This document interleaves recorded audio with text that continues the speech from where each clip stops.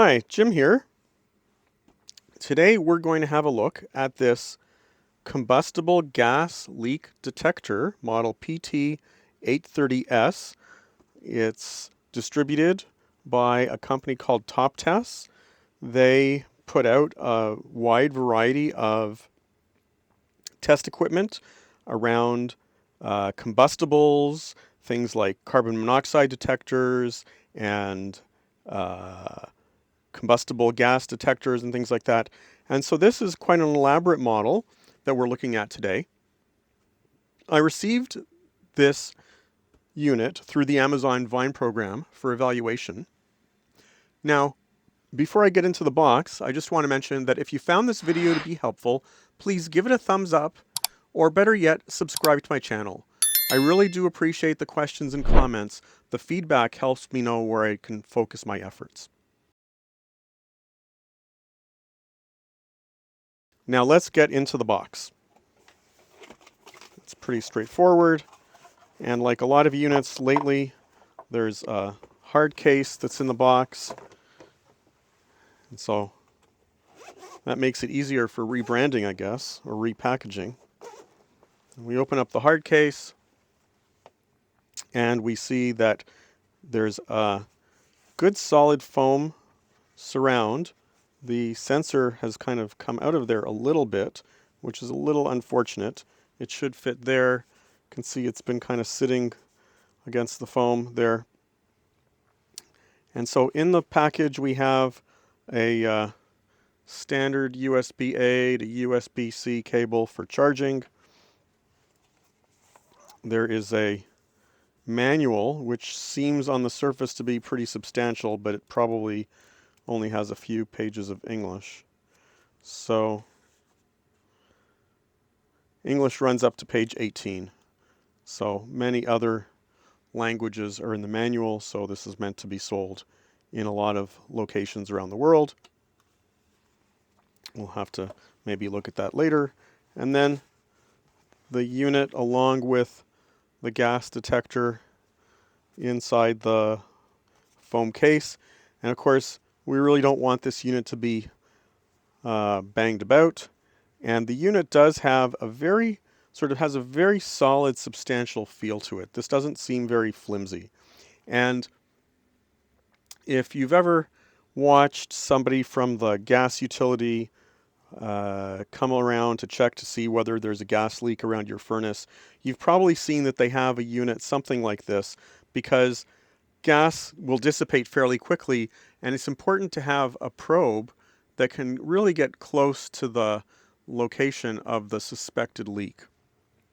And so it's quite common to see the units with this extended kind of a probe here so that you can check all around. Now this one, you might not be able to tell, but this is not exactly the softest material. This is sort of a kind of an armored cable type of exterior. So it's metal, it flexes, or metallic.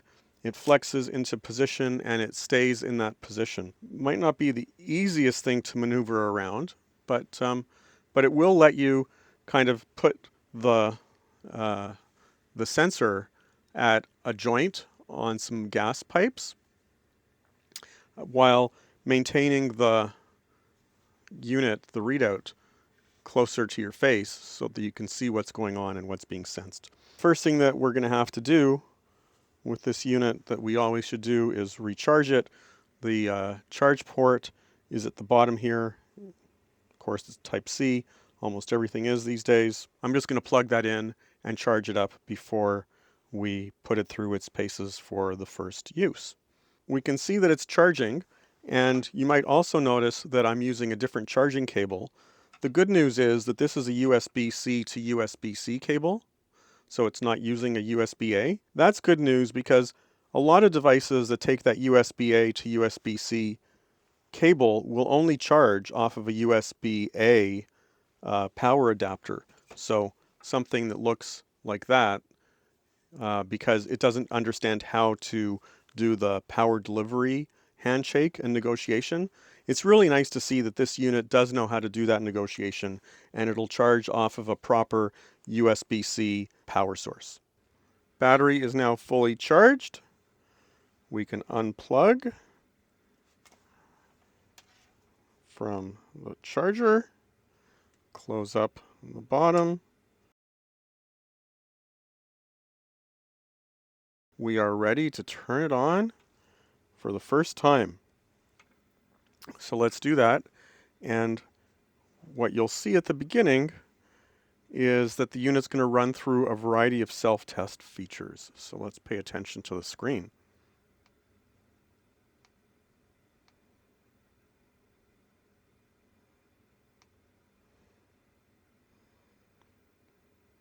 We had to hold the power button down until that progress bar filled up.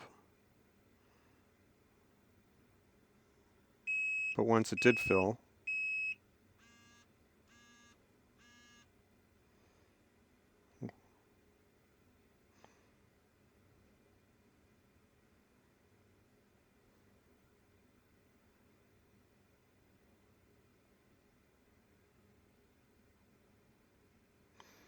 okay. So the unit is now fully powered up. The sensor has warmed up. You can see that it's currently showing 0 parts per million of EX. I assume that EX means explosive gas or combustible gas. After all, this was identified as a combustible gas detector.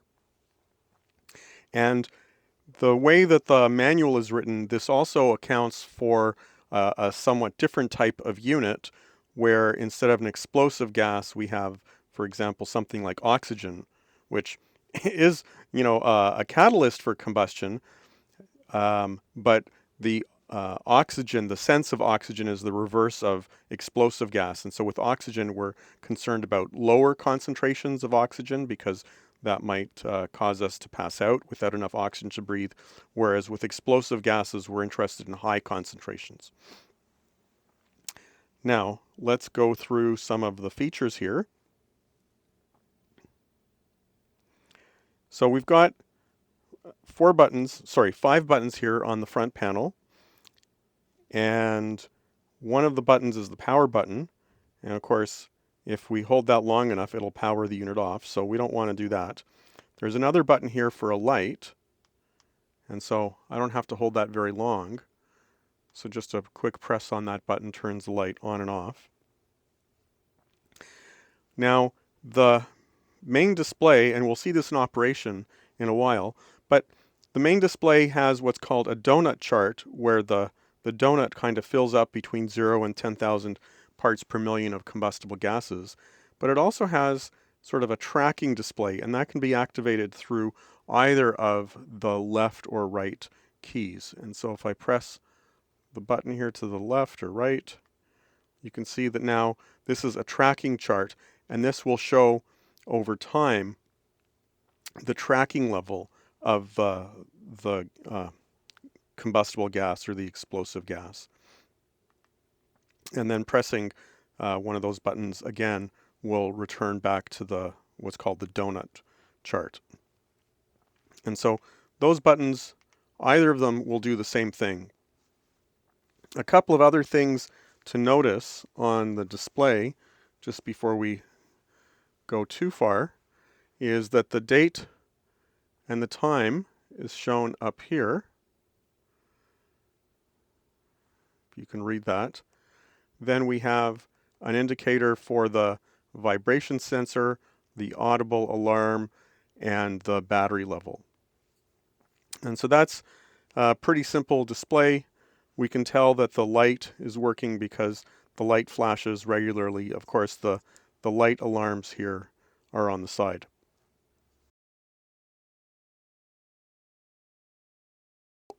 If we hold the function key down, that takes us into the sort of configuration area.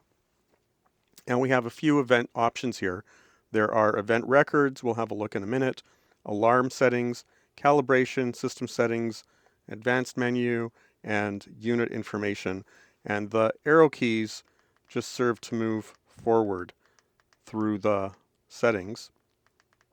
And all of the available settings are shown on one screen, so there's not a lot of other screens to be worried about. Now I'm just going to go through these in a little bit of an odd order. So the first thing I'm going to look at is information.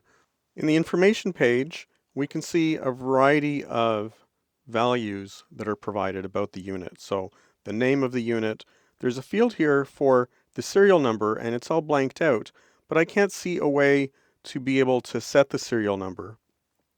So it's interesting that they have that field.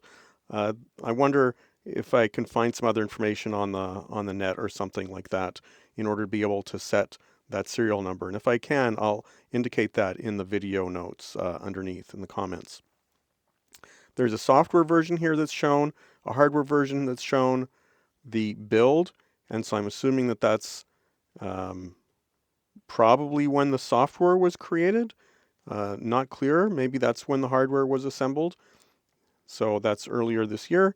And then there's an ID, which is the ID of the unit. Not too surprising there. If I press the button here, we can see there's another information page here about the current state of the unit. The current battery voltage is shown here. And the charge state, charge idle, the ambient temperature is shown. And then some information about the sensor analog to digital conversion, the boot time, in other words, when the unit was turned on, and how long the unit has been up and running. And so you can see here it's about 550 seconds. If I press the function key again, or sorry, one of the arrow keys again, it just goes back to the same page, and pressing the power key leaves that information page. Now let's go back to the beginning here.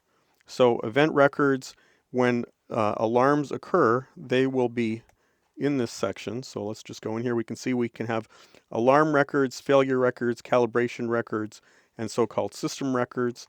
The alarm records are empty, and function goes into the function button down here goes into an area, and the power switch operates as a back button. So you can't see that most of the time, but just so that you're aware. We can then go into the failure records. Once again, that's empty right now. Calibration records are empty right now. And system records. So we can see we have a record here of the unit being turned on and a record here of the unit having been turned off. That's probably at the factory when it was packaged. So we have that power off record in the system records. So you can see that it's quite important in the sort of history of this device to keep track. It's intended for industrial use, and so keeping track of these sorts of events is very critical sometimes for operations and maintenance, and in order to ensure that service personnel are carrying out the activities that they claim that they are at various locations. So it's a form of an audit log. Let's go out of there. Then we can have alarm settings. So in the alarm settings, we can set the thresholds for what the low alarm is.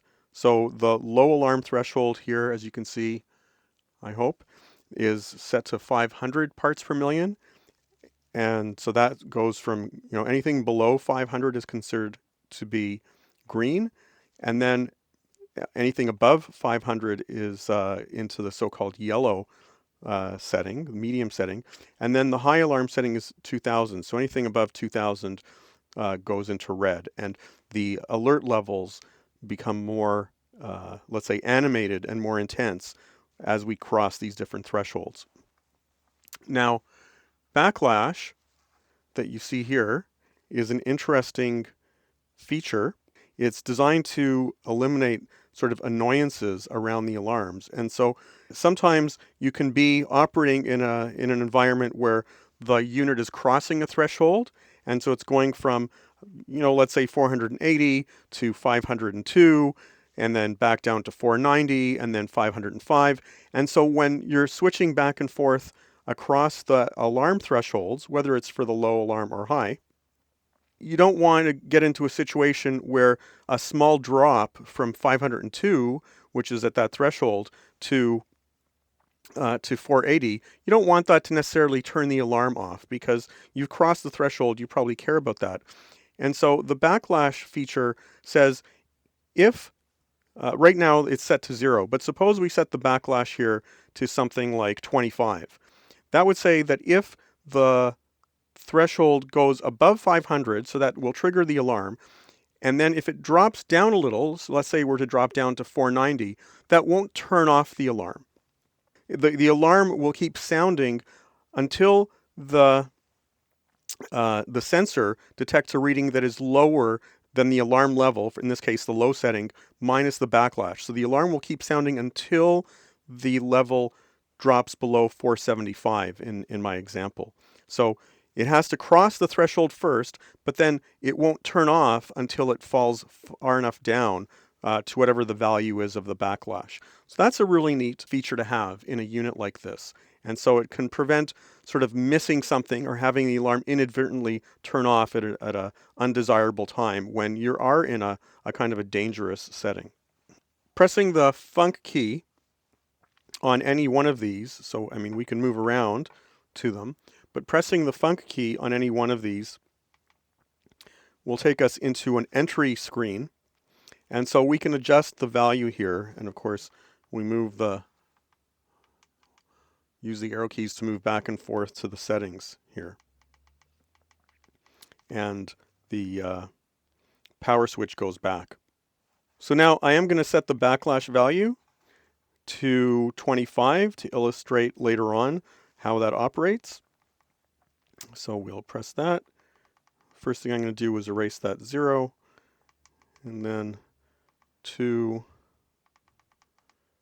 5, and then I'm going to have a long press on the funk button. Oh no, sorry.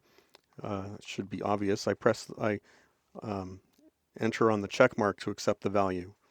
And so that's accepted that back, and now you can see that the backlash value for the low alarm is set to 25.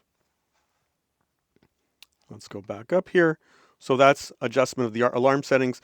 And of course, I should mention that both the low alarm and the high alarm, these values can be set anywhere in the operating range of the unit between 0 and 10,000 parts per million. Of course, if you were to set the alarm way too high, that wouldn't be very useful, but you do have that flexibility. Let's look at calibration. And as with a lot of these things, it's important to have the correct password because we don't want anybody going in that's not authorized to mess with the calibration. And so the default password here is 11.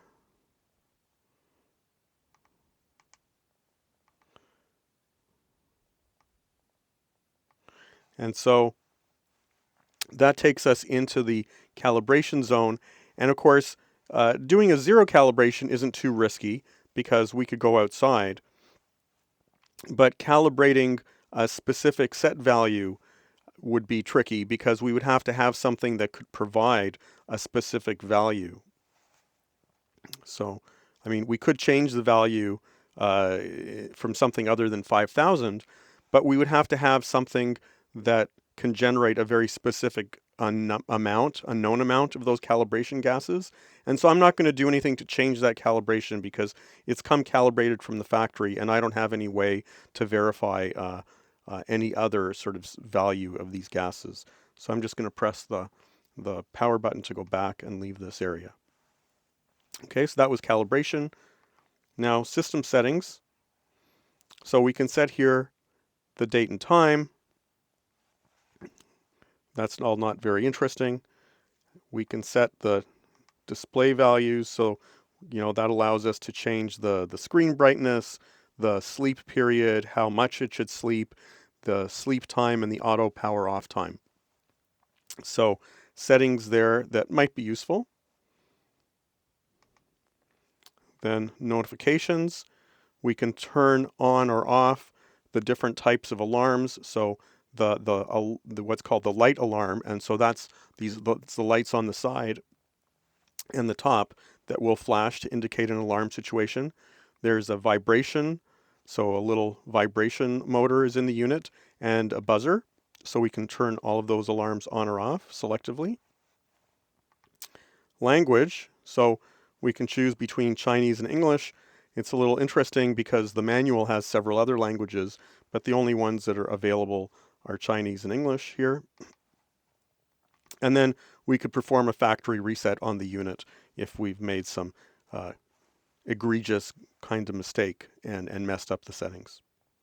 Then the last item here we're going to look at is the advanced menu. And just like the calibration records, we want to make sure that unauthorized personnel can't get in and mess up with some of the advanced settings. And so there's also a password here. The default password here is 222. So we do that, and that, and that, and then press the function key. So now there are a few things that we can do here, but there's not a lot that we can do in this area. The key thing that we can do in this area is clear records. And so that's to clear all of those events that you saw in the event log. And we really do want to make sure that the events in the event log are not cleared either unintentionally or maliciously. And that's why that's sort of placed behind a password protected screen. Now let's look at the sensor settings. Now the parameter setting, it's interesting that that's sort of stored in this password protected area because there's nothing here that I can figure out to change. So we can see here it tells us the sensor type, the type of gas, which is explosive gas, something about the decimal being 0-bit, that this measurement units are in parts per million, the lower range at 0, the upper range at 10,000, the direction in which the sensor operates, so going from the sensor operates going from a low value to a higher value, and the difference there would be that if the gas that we were looking at was oxygen, we would be interested in a direction of falling rather than rising. The alarm type, which says normal, and of course, like I say, I can't make any change here, and so it's not really clear why this is password protected. Something called zero fix, that's not immediately obvious to me exactly what that is, although that's probably a calibration aspect to determine a 0 point in the unit. Then we can see the calibrations. So a 0 parts per million setting gets a reading here of 335 on the analog to digital converter. And then the 5,000 parts per million setting, which we saw was one of the things we adjust through calibration, that has an analog to digital converter rating of 2267. So that value is set through the calibration. And as I mentioned, I can't change that here. So that setting can be changed here. That's interesting. And so it's not clear which settings can be adjusted. Well, that one can too. So these values can be adjusted. So that does explain then why these items are stored in a password protected area. But it's not obvious that you can adjust these calibration settings through this parameter screen. And it's also not clear why you would want to do that rather than doing it through the calibration window, unless for some reason you want to be able to adjust these settings numerically rather than adjusting them through the reading of a known quantity. But there you have it. There are a couple of items that can actually be adjusted from this parameter setting, which does explain why they're in a password protected area. The meaning of the backup settings is a little bit deceptive because it's not actually setting a backup of the device that can be restored in a sort of a simple fashion. What the backup of settings does is it actually takes the current set of settings and it uses those settings to become the so-called factory defaults. And that's why there's a warning here. Because if we were to go through with this backup process, we would be replacing the current set of factory defaults with the current set of settings that are in the unit. Now, that's not going to change the logs or anything like that, but it is going to sort of change what's stored in the memory area of this unit as the default version, as the factory settings. And so if we were to go through a restore from factory settings operation, as you saw a little earlier, that restore from factory settings, in a sense, restores the so-called backup. So backup should be called write factory defaults or create new factory defaults. Backup, I find, is a little bit of a confusing term because in many devices, the backup is an independent storage of parameters. It's independent from the factory defaults.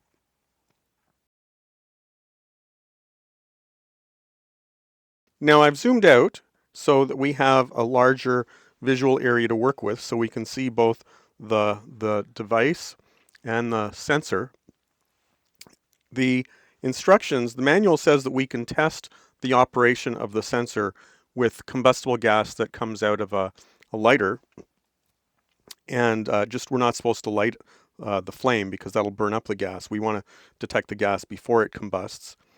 And so I'm going to do that, and hopefully I can keep everything in the frame so that when the alarm goes off, we can see that happening. So I'm going to start the lighter off over here. Actually, let's just move these closer together. We should be able to see the readout change on the display as I release some of the gas here.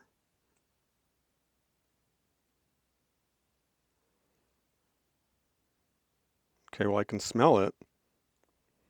Oh, there we go. Okay, that's quite a high concentration. So you can see it's pretty sensitive. And so the amount of, I think that's butane, but the amount that I've released has gone way over the 10,000 parts per million. So it's alarming like crazy. And so it's quite sensitive, and I'm sort of fanning away, and now it's starting to drop down.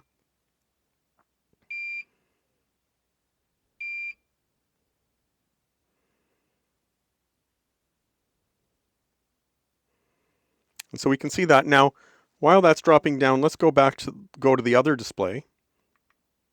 And so now you can see the other display has been operating. That's a really nice thing. The gathering of the data has been operating the whole time. And so it hasn't required me to enter this screen in order for it to start gathering some of that historic data. And so that allows me to see what's been happening over time, even while I was looking at this display. I mean, you can see the value has now come down to 0. And over time, that is shifting off towards the left. But it's really nice because in some cases, with some units like this, the charting, the history display, doesn't start keeping track of values until you actually enter that screen. And so that would mean that while I was in the other sort of pie chart or donut display, it wouldn't have been gathering data for the log, and that would, that is a limiting thing in terms of the operation. So I really like that it's gathering that information for this screen, even though the screen is not active. That's kudos to the designers for that. Now I'm going to try to do that again, but this time I'm going to hold this a little further away, so maybe we can get a somewhat gentler reading. And I'm going to leave this display on for now, and so you'll start to see this curve should rise. And there is a display of the raw value numerically here at the bottom, so you don't have to kind of try to guess from the graph what the value is.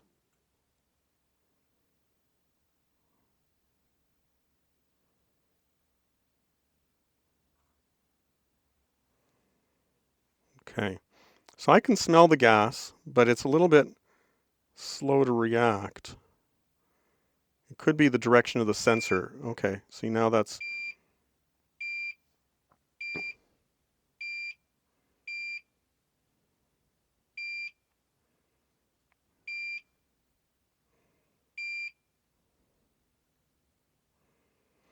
Now, one of the things I'm going to do while that's going down is I'm going to set this up so that the gas might be going kind of past the sensor because the sensor is a little bit behind the sort of a cover here. So I'm going to point the sensor down like that, so that when I release the gas, it flows straight up into the sensor. And so that might give us a little bit of a different behavior than we got before. So we're back down to 0.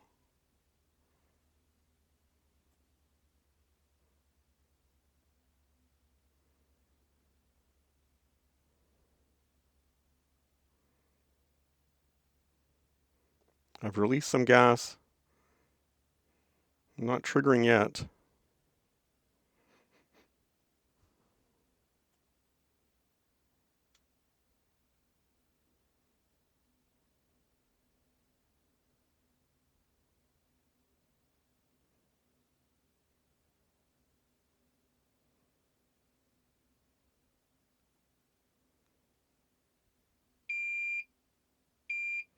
Okay, so it could be that there's a cross breeze or something. I'm going to try a different lighter.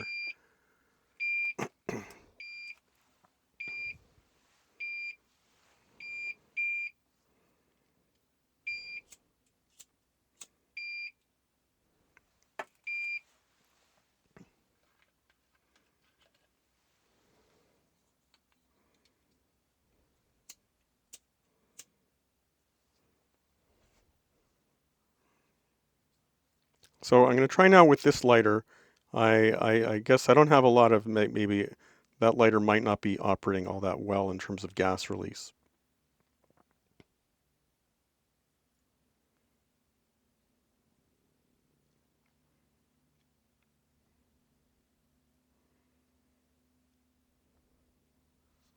So I'm going to put the lighter very close.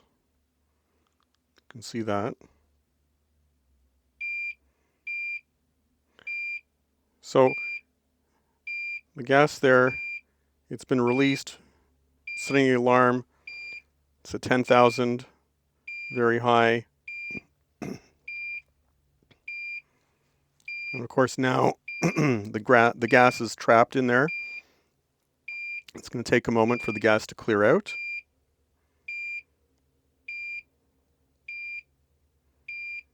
And you can see now it's dropping fairly quickly.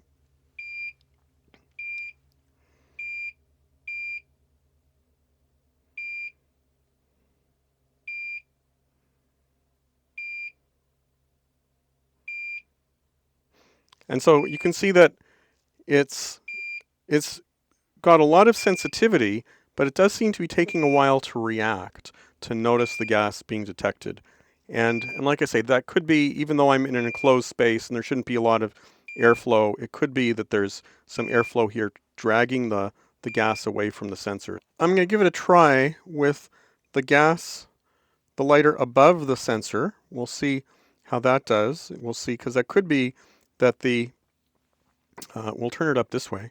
It could be that the gas is heavier than air, and so it's traveling downwards rather than upwards. Okay, starting now.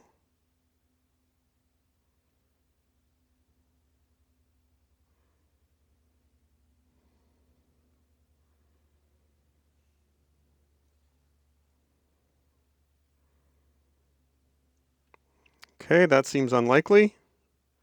The unit is described as being intended to find very localized leaks, and so this sensor is designed to pick gas up over an extremely small range. And so it could be that when I'm holding the sensor about that far below, that's too far, and it takes too long for the gas to accumulate. So I'm going to hold the lighter right by the sensor. I know that maybe that seems a little bit contrived, but of course, when you're looking for a gas leak, you're either hoping to find the gas leak in the environment, or you're trying to find where in a fitting around a pipe or something like that the leak is coming from. So you do want to have something that's fairly localized. The other thing that you do want to have is you want to have something that's fairly responsive, because if you're moving the sensor over a pipe and it's taking a while to actually detect that, you're going to be past the spot where the leak is occurring before the sensor triggers and stuff like that. So let's just see what happens if I hold the I'm hoping it triggers quite quickly. I'm going to hold the lighter right by the sensor now. I'm just going to do a little gas release here. Okay, so now you can see that that small gas release has triggered the sensor almost immediately. That was impressive. And of course, it's quite a high concentration from that release, but it should dissipate quickly as well, I would hope. Yeah, you can see now it's dissipating as well because it was only a very small amount of gas that I released. And so you can see the level is falling very rapidly. We're going to let it go down to 0, and then we're going to do it again.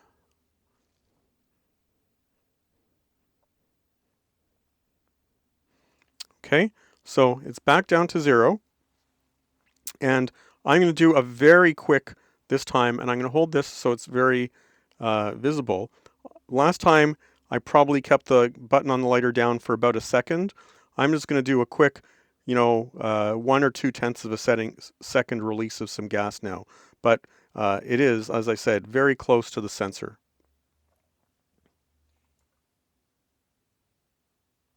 We can see that was a very quick release, so not a lot of gas, but the sensor very sensitive to even that small amount of gas. It quickly went up to 10,000, but it's now also clearing very quickly.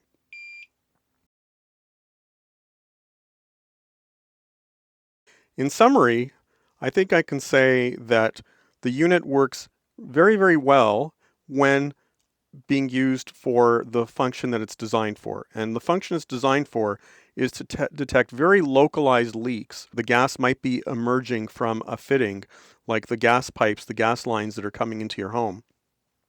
And when when the sensor is close to that location where the gas is coming out, you can see that it reacts pretty quickly, and it tells pretty quickly. You can see it's extremely sensitive because I was releasing only a tiny amount of gas. And so it reacts very quickly, and it's very sensitive. That would be very useful for detecting something that's localized. And that's really because of this sort of gooseneck arrangement, gooseneck apparatus, we can tell that that's the purpose. The idea is really to get this sensor right on top of the place where the leak is occurring. Now, if you're just looking for something that is sensitive to the presence of gas in the environment, as we saw from the various other attempts I made to release gas a few inches below the sensor, it eventually does detect that gas in the environment, but it takes quite some time. And of course, yes, it works, but it's not very fast. But then again, that's not really the purpose of this unit. As I've said several times, this is really meant for detecting a gas in a more localized setting as the gas leaks out of a fitting. Okay, well, there you have it. That's been the Toptes PT-830S, and I hope you found this video to be useful. Please give it a thumbs up. Please subscribe to my channel, and until next time.